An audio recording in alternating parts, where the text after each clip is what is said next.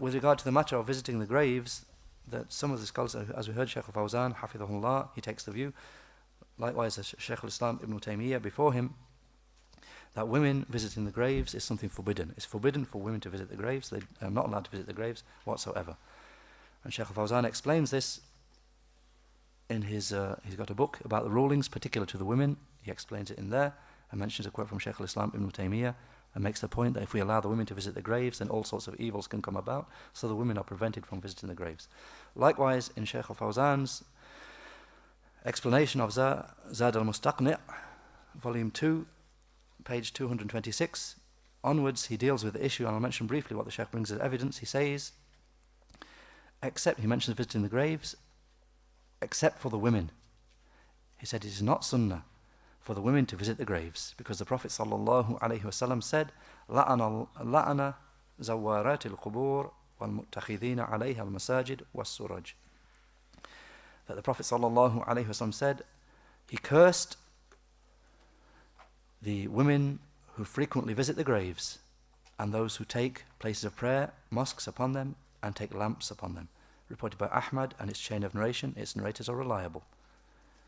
As the explainer said, the Shaykh said, Shaykh Fawzaan said, and the curse here necessitates that it is forbidden,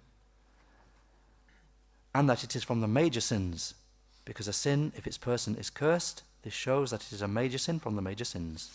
So a woman visiting the graves is a major sin from the major sins. So the woman does not visit the graves because the woman is weak. If she saw the grave of her child or a close relative, then she'll be affected by that. And she may wail and lament because of that. And also the woman is awra, that which should be covered. So perhaps if she goes to the graves, then some evildoers will seize the chance to attack her. So the woman does not visit the graves because the Prophet ﷺ prohibited her, prevented her, and the Muslim woman withholds from that which the Messenger ﷺ prevented. Then the Shaykh goes on in further discussion of that, and he mentions the second wording of the hadith, لَعَنَ اللَّهُ زَائِرَاتِ الْقُبُورِ. Allah has cursed the women who visit the graves. So that's the view of Shaykh al-Fawzaan, as we heard, Hafidhahullah. Just as a second saying, then as for some of the other scholars, amongst them Shaykh al-Albaani, Rahimahullaah, in his saying, in his book, Ahkam al-Janaiz, book of funeral regulations, then in the view of Shaykh al-Albaani, Rahimahullah, that as long as conditions are met, nothing forbidden is done, then the basic ruling is that it's permissible for the women to visit the graves just the same as the men, as long as they don't do anything forbidden when they're there. And without going deeply into it, Shaykh al-Albaani mentions his evidences at some great length.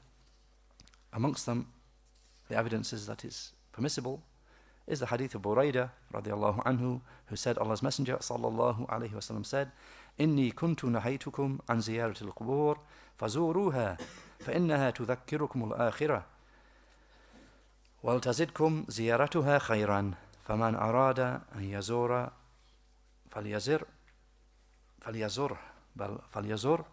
ولا تقولوا هجرا. That Allah's Messenger sallallahu alayhi wa sallam said, I used to forbid you from visiting the graves, but now visit them, because they will remind you of the hereafter, and let visiting them increase you in good. So whoever wants to visit, then let him visit, but let him not say any false and futile speech. Hadith reported by Muslim and Abu Dawud and others, and Ahmad, and the additions, there's some additions here which he brought into the wording, are reported by Ahmad. So Shaykh al-Albani, I'll just briefly mention, Shaykh al-Albani said, based upon this hadith, and he brought some other hadith, two other hadith, similar from other companions, Abu Sa'id al-Khudri and Anas ibn Malik. Then Shaykh al-Albani said, so the women are like the men, just the same as the men with regard to visiting the graves, from a number of aspects. Firstly, because his sallallahu alayhi wasallam saying is general, so visit the graves, fazurul qubur, so visit the graves is general. So entering into that are the women. And this is because when the Prophet ﷺ forbade visiting the graves to begin with, there is no doubt that the prohibition included the men and the women. So then when he said, I used to forbid you from visiting the graves, then it's understood that this means the men and women together. So that being the case, it necessarily means that in the second part of the same address, which is فَزُورُوهَا, but now visit them, then this also applies to both sexes. And then he mentioned, and this is aided by the fact that the address in these actions, in the wording of Muslim and the hadith of Buraidah, contains the wording also, I used to also, I mean the hadith in Muslim, it continues with some other things forbidden. And I used to forbid you from the meat of the Adha sacrifices after 3 days. So now hold on to them for as long as you wish. And I used to forbid you from nabidh, date water, in water skins, but now drink it in all water skins, but do not drink any intoxicant.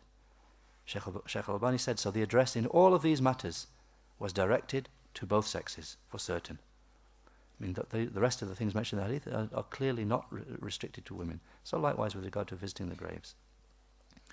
And then Shaykh al-Albaani goes on at some great length, and whoever wishes to refer to that, they can refer to it. And he brings a number of evidence. He brings at least four hadith from female companions, from hadith of Aisha radiallahu anha, and other female companions about visiting the graves, and the Prophet sallallahu alaihi wasallam witnessing that and not criticizing that.